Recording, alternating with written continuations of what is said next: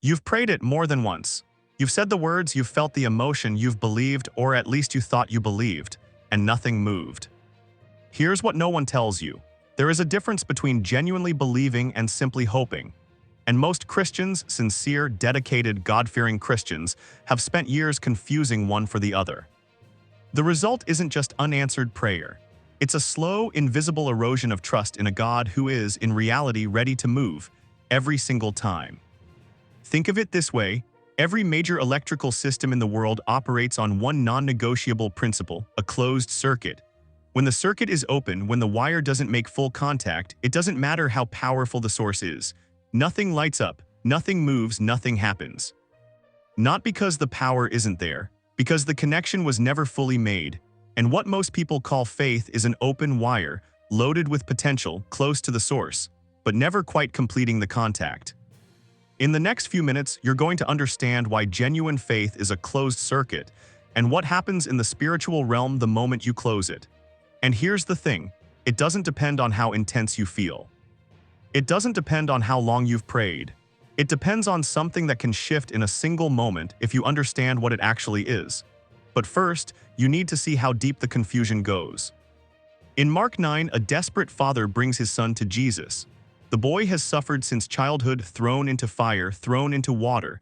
The disciples couldn't do anything. And the father comes to Jesus with these words: "If you can do anything, have compassion on us and help us." "If you can." Jesus' response is quietly devastating. If you can, all things are possible for one who believes. The father doesn't pretend. He doesn't perform confidence he doesn't have. He says something that has been haunting the church for 2,000 years. "I believe, help my unbelief." He felt the gap. He felt the open wire. He knew he had everything needed to complete the circuit, and he also knew something was still not fully connecting. And that single moment of radical honesty was the hinge on which the miracle turned. Here's what we've gotten wrong about faith for a long time. We treat it as an emotion, as intensity, as something you have to generate from the inside out. But look at Hebrews 11:1 with fresh eyes for a moment. Now faith is the substance of things hoped for, the evidence of things not seen. Substance, evidence, these are not emotional words. These are legal words, structural words. Genuine faith in the biblical sense isn't a feeling you chase, it's a posture you hold. A settled knowing that something is already true before your circumstances confirm it. The difference between hope and genuine faith isn't intensity. Hope says, "I really, really want this to happen." Faith says, "This is already settled, I'm acting as if it's done." One is standing at the wall waiting for it to move. The other walked through the wall 30 seconds ago and is already on the other side. Now here's where it gets uncomfortable. Because that means most of what Christians call faith is actually hope wearing faith's clothes. And hope is not nothing, hope is necessary, hope is beautiful, hope is the on-ramp. But hope permanently parked in your driveway is not the same as faith that actually moves the vehicle. Think about the woman with the issue of blood in Mark 5.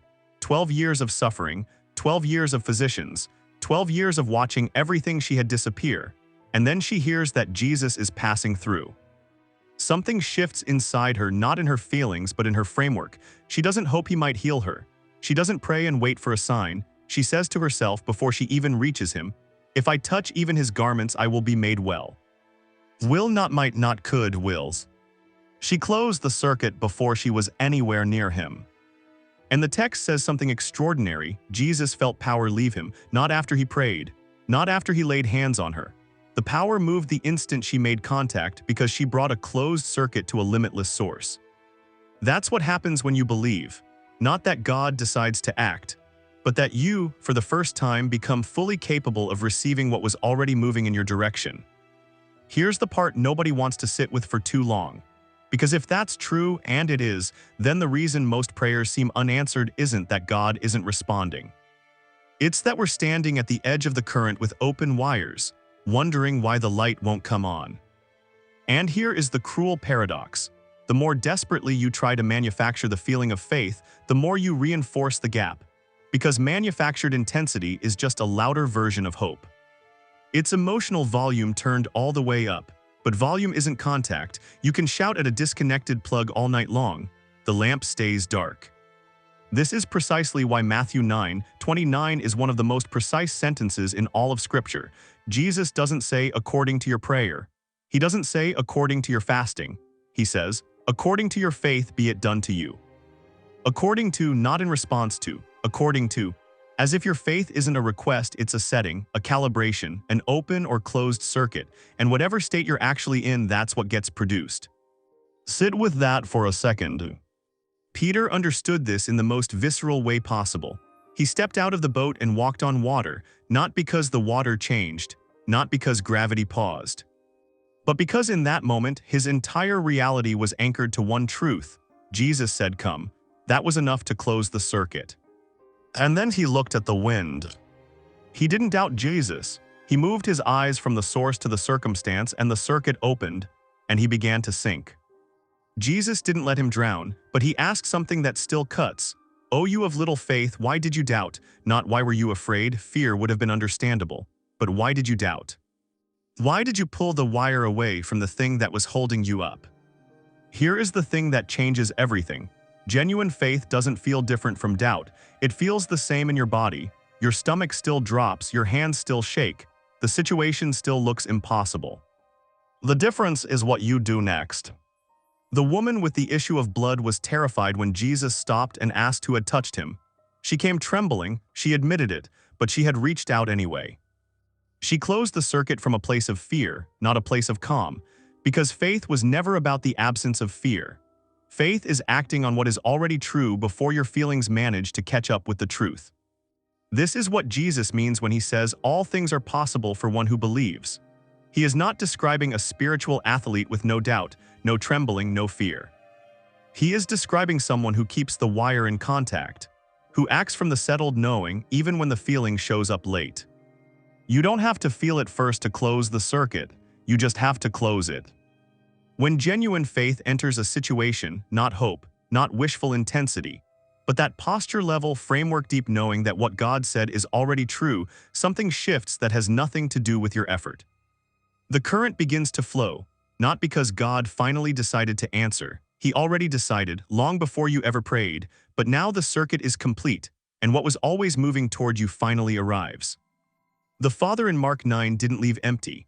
He walked away with his son restored, not after a formula, after honesty.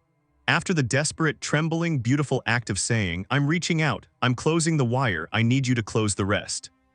God is not waiting for you to feel more. He is not counting your prayers.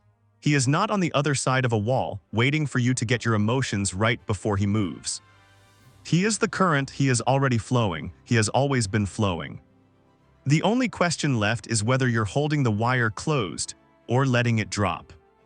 Because when you genuinely believe, not louder, not longer, not more intensely, but structurally in your framework and your actions, what happens next isn't a miracle you convinced God to send. It's a reality that was already there, finally becoming visible to you. Close the circuit. If this reshapes the way you understand genuine faith, subscribe. There's more that most churches will never say out loud, and it's coming.